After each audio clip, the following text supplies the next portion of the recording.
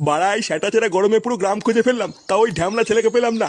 সুধীর ভাইয়ের কোনো কাজ বাজ নেই, শুধু সারাদিন গিলবে আর ঘুরে বেড়াবে। লেওড়া ওর যে একটা ছেলে হয়ে গেছে, এটা কি ওর হুঁশ আছে? দাঁড়া, আজকে একবার বাড়ি আসুক, ওকে একটা কাজে ঢুকেই ছাড়বো। দাদু দাদু তো কি এ তোর হাতে ওটা কি রে? এইটা এইটা তো দূরবীন। দূরবীন মানে? বাড়া দূরবীন আবার এত ছোট কবের থেকে হলো? কই দে দেখি ওটা কি। দেবো না। লেওড়া তুই দিবি না, তোর বাপ দেবে।